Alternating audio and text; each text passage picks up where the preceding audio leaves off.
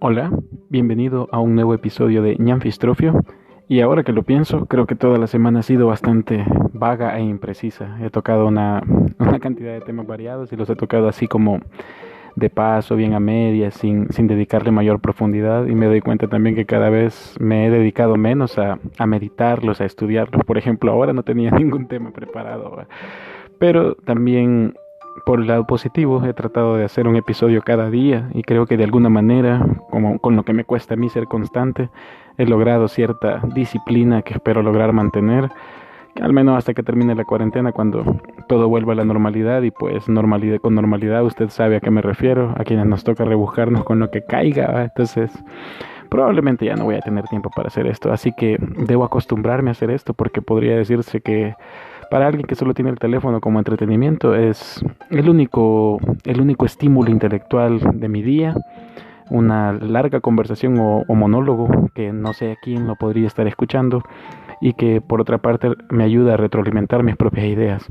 Y en fin, decidí ponerle Hollywood año 1999 porque estaba pensando que el año 1999 tiene varias películas que marcaron a nuestra generación. Con generación me refiero a quienes nacimos en los 80, fuimos niños en los 90, fuimos adolescentes en los 2000 y ahora somos adultos, evidentemente, que ya rondamos los 30, 30 y tantos. Así que estaba pensando en que el año 1999, muy específicamente, para quienes tuvieron el privilegio de poder ir al cine en esos años, tal vez puedan hacer un poco de memoria y se recordarán que vieron una gran cantidad de películas fantásticas. Es imposible que las enumere todas, pues, pero decidí elegir ese año porque me estoy acordando de muchas que específicamente ese año, gracias a la buena suerte que tuve de tener varios amigos en el pasaje que también eran amantes del cine, que hoy me oye un insecto que me está persiguiendo de la nada. Perdón, pausa comercial. No, pero bueno, volviendo al tema, me asustó. Bueno, eh, conseguíamos las películas alquiladas por VHS y era pirata. Uno iba a las casas dedicadas al alquiler de VHS pirata, y era la forma de ver las películas. Era una gran novedad, era una gran cosa. Saludos a mi amigo Luis Sánchez, que todavía creo que sigue viviendo en San Miguel, o no sé si se logró regresar a su país, Guatemala, ahí. Y que bueno, obviamente de aquí, pero fuimos adolescentes y él era de quien tenía el VHS y también nos ayudaba a veces a conseguir las películas. Así que también para mí recordar ese año es un buen recuerdo de la preadolescencia, porque yo en 1999 tenía apenas 13 años, pero fuimos una generación que éramos niños grandes, por decirlo de alguna forma, quizás porque carecíamos de muchos medios para perder la inocencia como se pierde ahora con tanta facilidad, gracias a la República Internet. Pero al mismo tiempo éramos aquellos niños pegones, o que jugaban fútbol toda la tarde, o que eran inquietos, que tenían una gran cantidad de inquietudes, pero que éramos sobre todo jóvenes felices, pobres, y no lo sabíamos, lo teníamos todo, espiritualmente quizás, emocionalmente, y no lo sabíamos. Teníamos una infancia fantástica. Pero en fin, el tema es el cine. Y no sé si usted se acuerda, pero en 1999 salió, por ejemplo, Matrix, que causó una revolución absolutamente monstruosa. O sea, todo el mundo hablaba de Matrix y todo el mundo hablaba de la pastilla azul, de la pastilla roja. Yo, como iba a la iglesia evangélica en aquellos años, hasta en las iglesias, al menos los pastores de jóvenes como Dante Gebel hacían monólogos relacionados con eso. Hablaban de que la pastilla, ya no me acuerdo cuál color es cuál, para serle franco. Apenas me acuerdo que las Wachowski, y en aquellos tiempos hermano Wachowski, hicieron la película.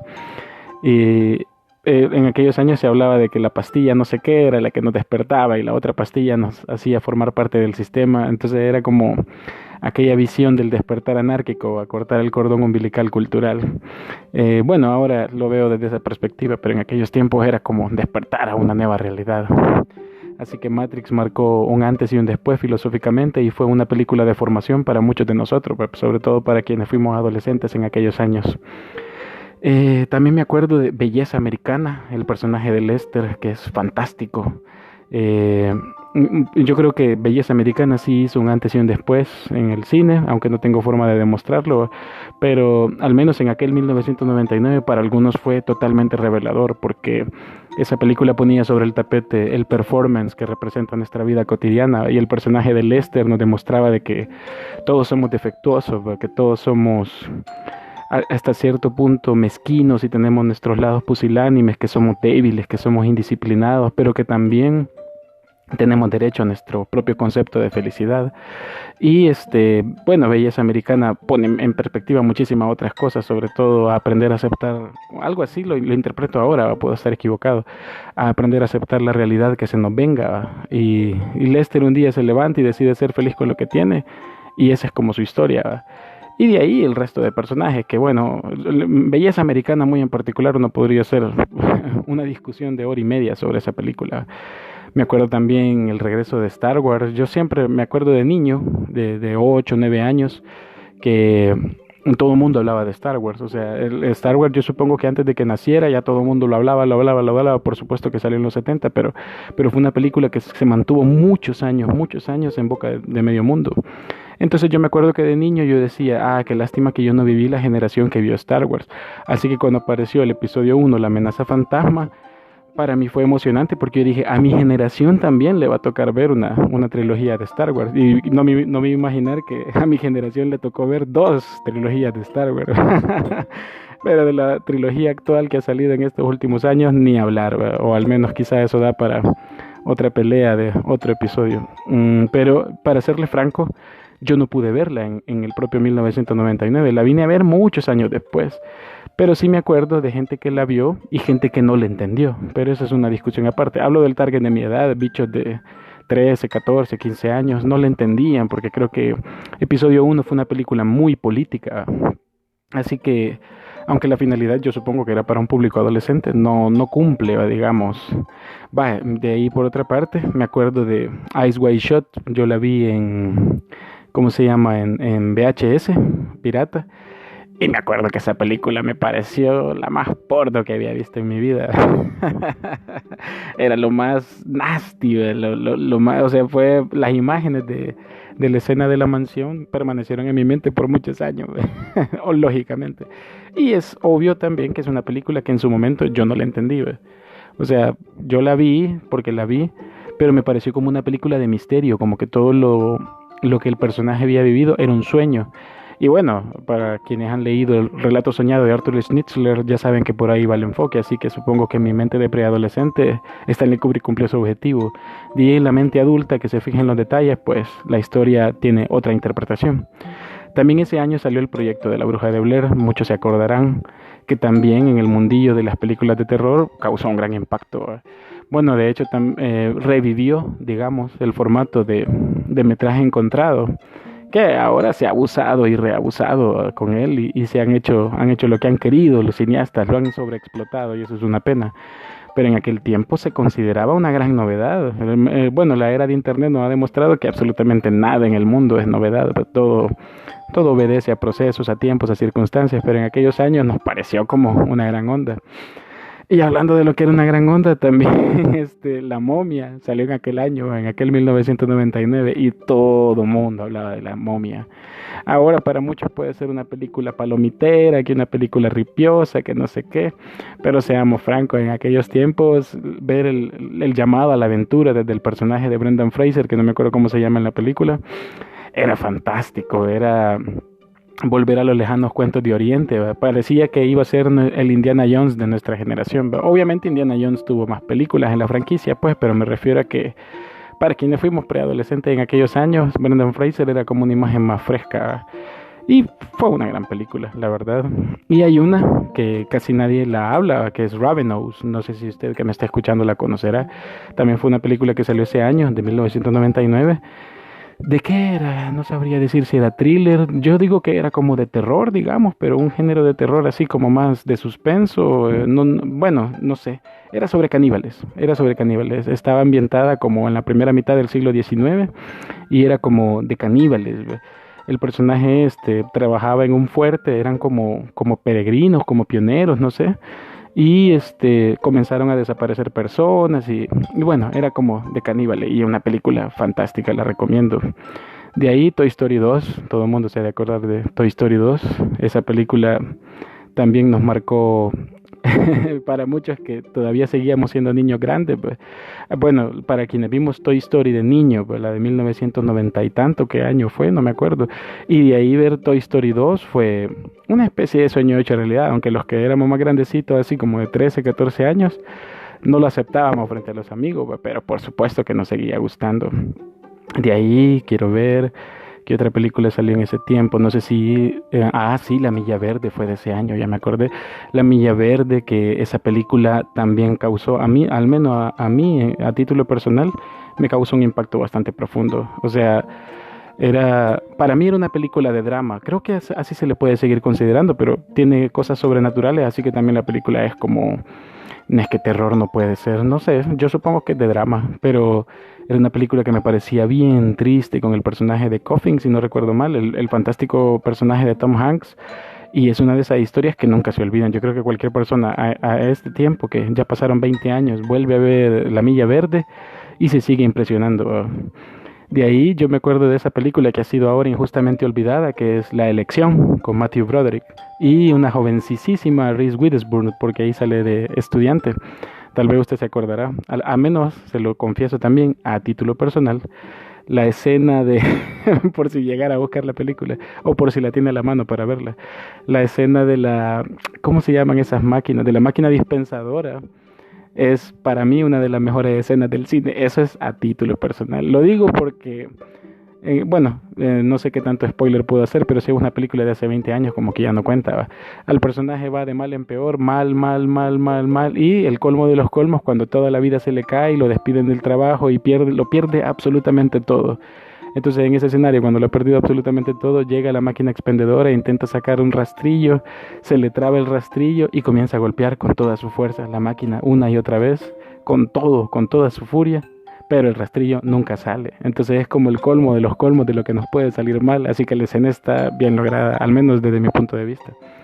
Y ya que mencionó esta película de La Elección, también American Pie salió ese año, ahora que lo pienso. Es que 1999 tuvo una gran cantidad de películas. American Pie 1, y que para muchos también marcó un antes y un después. Para mí era como la representación de los bichos más grandes. O sea, yo de 13 años estaba en séptimo grado. Pero ver American Pie, y era prohibida, muchos papás no nos dejaban ver American Pie, y ahí la conseguimos y la vimos, pero sabíamos que estábamos muy pequeños para ver esa película.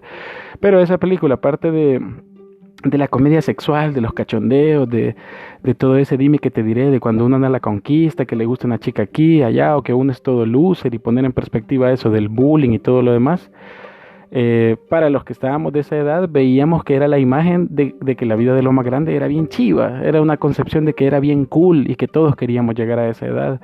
Y dicho y hecho, que para muchos de esa generación, sobre todo los estadounidenses, pues, cuando recuerdan esa película, se sienten identificados, ¿ves? Como que la película hubiera reemplazado el relato de la high school que a muchos les tocó vivir en esa época. Así que bien o mal, también marcó un antes y un después American Pie. Y de ese año, no sé si ya la mencioné, es también el talentoso señor Ripley, que en Canal 6 la explotaron. No salió el mismo 1999, obviamente. A Canal 6 debió llegar como a 2003 o 2004. Pero a partir de ese momento casi que la daban 12 veces al año, o sea, una vez por mes, por decirle algo. O sea, como que no tuvieran nada con qué rellenar la parrilla. Pero es una gran película. Yo me acuerdo que las primeras veces que la vi, no le entendía cuál era la gracia. Y al contrario, el personaje de Mr. Ripley me parecía un idiota. Yo creo que lo es. Pero al final uno siente aquello de que cómo es que a este loco, con todo y lo idiota que es, todo le va saliendo como de guasa, ¿va? Y todo le va saliendo como necesita que le salga. Así que al final pues también la película termina siendo entretenida. Aparte que el reparto, si no recuerdo mal, Matt Damon, Jude Law y Gwyneth Paltrow, ¿verdad? En fin, ¿qué otra película fue de aquel tiempo? Quiero ver. Una de las más importantes que se me está olvidando, El Club de la Pelea. Así es que yo de esa era la primera de la que quería hablar. El Club de la Pelea, que sí, a menos que mi memoria me esté fallando, costaba hallar esa película. Esa es una. Y dos, era una película que se consideraba bien controversial. Ahora todo el mundo resulta que la ha visto, ahora todo el mundo le gusta, de todo es la favorita, y es bien común ver como fragmentos citados, tanto el audiovisual como las frases, ¿va? Uno las ve citadas y todo, y hay como un submundillo del Club de la Pelea. Pero en aquel año, en el año que salió, era una película que se consideraba bien controvertida. Mucho adulto consideraba que era pernicioso que los jóvenes la viéramos. Ajá. Y en algo tenían razón, porque los que la vimos en aquellos años fue bien impactante. Uno sentía que estaba viendo una verdad subyacente absoluta y que Tyler Durden representaba el tedio y el asedio, el despojo de lo que se venía para, o sea, para el espectáculo de nuestra insalvable juventud, porque éramos como una especie de juventud perdida, que sus sueños estaban caídos desde antes de tiempo, etcétera. O sea, el Club de la Pelea representa como ese lado anarquista que todos tenemos muy en el fondo. Un día, tal vez no se me olvida, hay que hablar un poco sobre eso, sobre Rebelar se vende, aquel libro de Joseph Heath, donde él hace una reflexión muy pertinente sobre cómo la rebeldía sigue siendo un producto que vende. Al final, yo no creo que ese haya sido el caso tanto con el director de la película, pero igual, piénselo en términos artísticos, ellos tienen que vender, ¿va? Hollywood. Pero no creo que haya sido la visión inicial del director y mucho menos la de Chuck Palahniuk, el autor de la novela. Pero bueno, en fin, esas son de las películas que me estaba acordando. Notting Hill también es del 99, ya me acordé. Pero, ajá, yo no la vi en el propio año, la vi mucho después. Pero sí es una película fantástica, una comedia romántica. Es que el 99 tiene muchas otras películas, así como Sleepy Hollow, Las Vírgenes Suicidas, Todo sobre mi madre, Austin Powers, El espía seductor, 10 cosas que odio de ti. De ahí que otra, Los muchachos no lloran, me acuerdo también de La lengua de las mariposas, aquella de John Malkovich, ¿cómo se llama? Bing John Malkovich creo que se llamaba. Y en fin, 1999 fue prolífico en muchas de las grandes películas que marcaron todo el siglo XXI. Es como que el siglo XX hubiera cerrado con broche de oro. Y en fin, creo que me he alargado bastante con esta. Bueno, para no tener tema, siempre me sale gran palabrería. Gracias a ustedes si ha permanecido fiel hasta este momento. Y si alguien más me está escuchando, no todos los episodios son así de changoneta. Hoy se me salió mucho más de lo usual de changoneta. Trato de ser más sistemático. Pero hoy no tenía tema y quería sacar algo, lo que fuera. Y esta reflexión sobre el cine de aquellos años. Bueno, si tan solo como las páginas aquellas que uno encontraba, bueno, Cuevana no sé si ya no existe, no es que quiera promover la piratería, pero si encontrara alguna página de esas donde viera tantas películas de aquellos años, ahorita mismo me pondría a hacer una maratón que tanta falta me hace. Y sobre todo una buena página que se optimice desde el celular, por supuesto, porque pues sí, solo aquí puedo ver películas ahorita en YouTube o en alguna página. El recordar ese cine, aquellos años entretenidos, aquellos años de la infancia perdida y de la adolescencia perdida, y que Hollywood, con todo y lo que se le pueda criticar, también nos ha regalado historias entrañables, fantásticas, que influyeron mucho en nuestra concepción de las cosas, de la vida, incluso en nuestro pensamiento, si de alguna forma se puede decir, filosófico, salvando las distancias que les gustan tanto a los academicistas. Y en fin, me he seguido extendiendo innecesariamente. Si ha escuchado hasta aquí, le agradezco muchísimo. Espero que me pueda acompañar en el siguiente episodio y hasta pronto.